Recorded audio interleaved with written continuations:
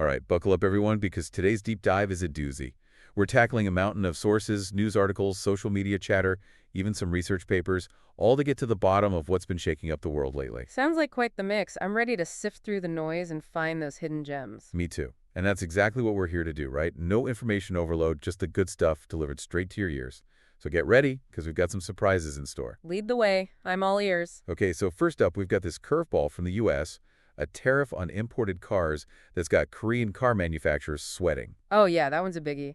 Especially since South Korea sends nearly half of its total car exports to the U.S. Exactly. We're talking a huge chunk of their economy potentially taking a hit. Imagine Korean car prices in the U.S. could skyrocket. It's a real economic puzzle with global implications. South Korea might need to find new markets, maybe even rethink their whole manufacturing game plan. It's like a high-stakes game of economic chess, with moves and counter-moves that could reshape the global landscape. And speaking of countermoves, did you see how well American brands like Ford and Cadillac are doing in Korea right now? Could this tariff trigger a tit-for-tat situation? It's definitely a possibility. To understand the potential fallout, though, we need to look at the bigger picture. Right. We need to consider the existing U.S.-Korea Free Trade Agreement, the Chorus FTA. It was designed to dismantle most tariffs on goods between the two countries. But this new tariff announcement throws a wrench in that whole dynamic. So it's not just about cars, it's about the entire trade relationship. Exactly. And the potential for escalating tensions, which, speaking of tensions, brings us to the world of Korean politics. Have you been following the drama on YouTube? You mean the political YouTubers raking in cash? Yeah, that's wild. Their income has tripled in just the past year. It's a phenomenon, for sure. It seems like everyone's glued to their screens, turning to YouTube for their political news and analysis. But why YouTube? What makes it such a potent platform for political discourse? Well, for starters, it's incredibly accessible. Anyone with a phone and internet can tune in. Right, you've got that powerful algorithm recommending videos based on your viewing history. Precisely. It can create these echo chambers where people only see viewpoints that align with their own. It's not just passive viewing either. You've got comment sections, live chats, even direct donations, a level of engagement you don't find with traditional news. You're absolutely right. Viewers can directly interact with creators, building these online communities around shared political views. So it's both exciting and a little worrisome, right? It could foster healthy debate and civic engagement, but it could also spread misinformation and deepen political divides. It's a double-edged sword, for sure, but there's no denying that this YouTube trend is reshaping the media landscape, not just in Korea, but globally. It's a force to be reckoned with. It definitely is. Okay, ready for a story that's both heartwarming and surprising. Apparently, Korean military veterans might be eligible for discounts in the U.S. Now, that's something you don't hear every day. It turns out museums, shops, even golf courses across the U.S. are offering discounts to Korean War veterans. Yet at first I was baffled, but it actually makes sense. Yeah, it stems from the deep respect and gratitude Americans have for veterans, especially those who served in the Korean War. It's a testament to the enduring legacy of that conflict and the strong bond it forged between the two countries. It's like stumbling upon a hidden cultural connection. One of our sources tells a story about a Korean War veteran shopping in New York. He casually showed his veteran ID at checkout and was surprised to get a discount. He had no idea. It's a charming reminder of the subtle ways cultural norms and historical events can intertwine. It also highlights the difference in how veterans are viewed and treated in the two countries. In the U.S., honoring veterans and expressing gratitude for their service is deeply ingrained. While in Korea, respect for veterans is growing, it hasn't reached that same level of societal integration yet. So this small gesture of a discount speaks volumes about those cultural differences and historical ties. It's a reminder that there's always something new to learn about the world, even in the most unexpected places. Absolutely. Now let's switch gears to something a little more, shall we say, intriguing. It seems the Trump family has been quite busy building their fortune since the election. Oh, that they have. Reports suggest they've been generating income through various avenues: book deals, licensing fees, even dabbling in cryptocurrency. One report that particularly caught my eye was about Melania Trump securing a $40 million payout from Amazon for a documentary about her life. $40 million. That's quite a sum for a documentary. It's certainly fueling the ongoing conversation about potential conflicts of interest. Is this legitimate business, or does it blur the lines between personal gain and political influence? It's a question worth pondering, especially with all the scrutiny surrounding the Trump family's finances. It adds another layer of complexity to the narrative, that's for sure. And it reminds us that the intersection of wealth, politics, and media can be a murky territory. Definitely. It's a conversation that will likely continue as more details emerge. Okay, let's take a break from the world of politics and money and talk about something more relatable. Sleep.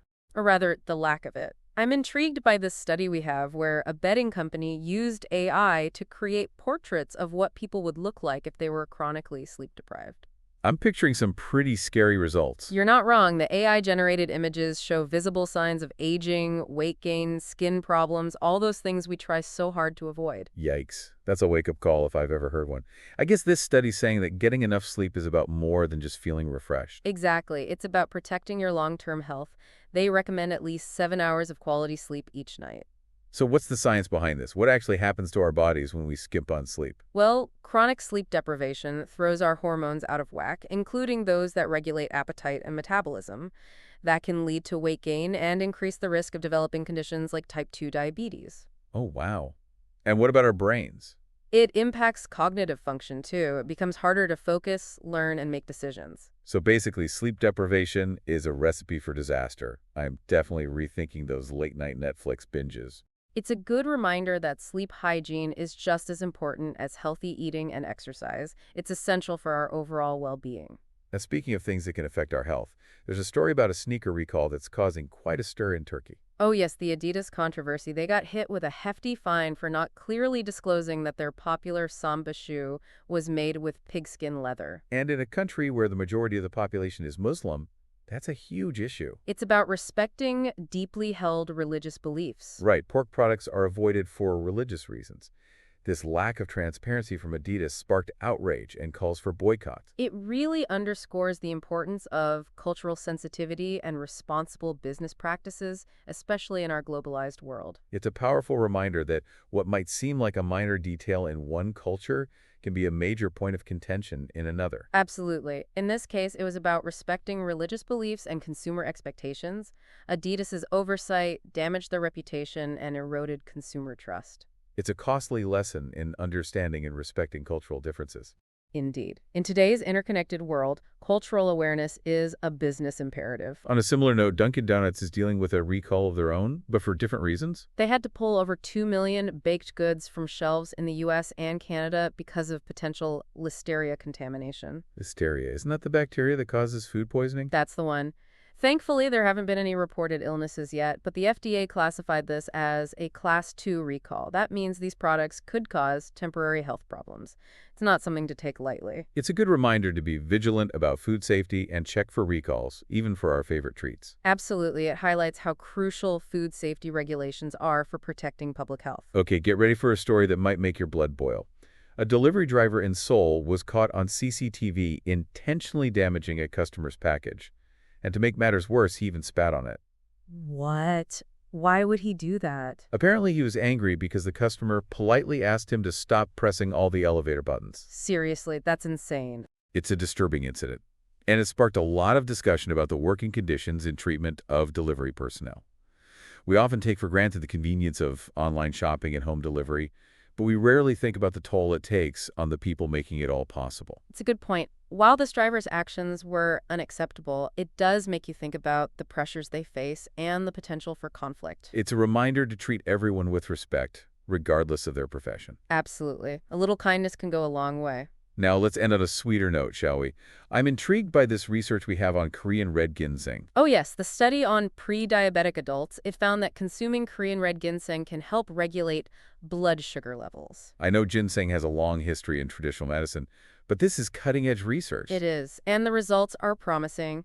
Participants saw a significant reduction in blood sugar levels with no adverse effects. That's incredible. So are we ditching our morning coffee for ginseng lattes now? Well, not quite yet, but this research suggests that Korean red ginseng could be a valuable natural approach for managing blood sugar. It's fascinating how traditional knowledge and modern science can lead to these kinds of discoveries. It's a testament to the power of exploring multiple perspectives. Speaking of multiple perspectives, we've covered a lot of ground today. From car tariffs and political YouTube to military discounts and donut recalls, it's been quite a journey. It's remarkable how these seemingly unrelated events can reveal interconnected themes and global trends. We've seen how globalization, cultural exchange, technology, and even individual choices can have far-reaching consequences. It's a reminder that the world is complex and ever-changing, and staying informed is more important than ever. But it's not just about absorbing information. It's about critically evaluating it, considering multiple viewpoints, and connecting the dots to understand the bigger picture. Exactly, and that's what this deep dive is all about, helping you navigate the complexities of the world and emerge with a deeper understanding. Those cayenne red ginseng results are really making me think, it's like, what other amazing things are hidden in traditional practices just waiting to be rediscovered? It's true. Sometimes the answers have been around for ages, just waiting for science to catch up. That reminds me of another story we have, one that really stirred the pot online. It's all about pigskin, sneakers, and a whole lot of cultural sensitivity. Ah, yes, the Adidas situation in Turkey. Talk about a brand fumbling in the global market. Adidas was hit with a pretty hefty fine in Turkey because they weren't upfront about their Samba shoes being made with pigskin leather. That classic model, hugely popular. But in a country where most people are Muslim, well, that's a big problem. It's a major misstep, more than just a minor detail. It's about respecting deeply held beliefs and not betraying consumer trust. Imagine if you unknowingly bought and wore those shoes thinking you were following your religious practices. It's a tough lesson for Adidas. This wasn't just some PR slip-up. It damaged their reputation, especially in a key market. They eroded the trust of their consumers. It highlights the importance of doing your homework. Companies can't afford to be tone deaf to cultural differences, especially in a globalized world. Research, clear labeling, understanding cultural values, those are not negotiable. Makes you wonder what other companies might be making similar mistakes without even realizing it. Speaking of missteps, remember that Dunkin' Donuts recall we talked about? Oh, right. Over 2 million donuts pull off the shelves because of possible listeria contamination. Yeah, scary stuff. Listeria, that's the bacteria that can cause some pretty nasty food poisoning. It is. Luckily, no one's gotten sick, as far as we know. But even so, the FDA classified this as a Class 2 recall. So that means there's a real chance of people having health problems, even if they're temporary. It makes you realize how vital those food safety regulations are. Think about it. There's a whole chain of events to get that donut in your hand, from the farm to the factory and finally to your local Dunkin' Donuts. And at every step, there's a chance of something going wrong. Those regulations, strict as they might seem, are there to keep us safe. It's like a safety net we don't always appreciate until something goes wrong. Okay, let's shift gears from donuts to something a little more techy. Remember that study about the AI-generated portraits of sleep-deprived people? Oh yeah, those were pretty eye-opening. You could really see the effects of not getting enough sleep, the aging, the weight gain, the skin problems. It was like looking into a not-so-distant and not-so-pretty future. Exactly. It was a stark reminder that getting enough sleep isn't just about feeling good. It's about protecting your health long-term. 7 to 8 hours, that's the magic number for most adults. And not just any sleep, it has to be good quality sleep, too. Speaking of quality, let's talk about a major lack of it in our next story. You won't believe this. A delivery driver in Seoul was caught on camera deliberately damaging a customer's package, and get this, he even spat on it. Hold on, why would he do that? Well, apparently the customer had asked him, politely, to stop pressing all the buttons in the elevator. That's it. That's just ridiculous. What a completely over-the-top reaction. It's disturbing, for sure.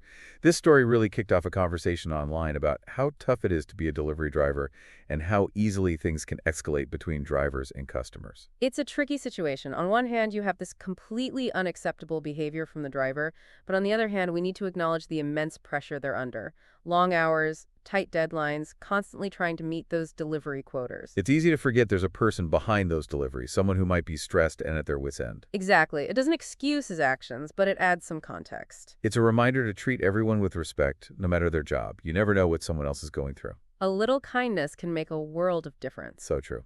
All right, let's talk about those Korean War veterans getting discounts in the U.S. again. I just love that story. It is a feel-good story, a testament to the strong relationship between those two countries. And, it turns out they have more in common than just history. There's a fascinating development in the electric vehicle sector. Really? What's going on with EVs? South Korea's top battery makers are making moves in the U.S. market. They're teaming up with American companies to build huge battery plants. It's a win-win for both sides. That's interesting. How so? Well, for the U.S. means boosting their own EV industry, more jobs, less dependence on foreign battery suppliers.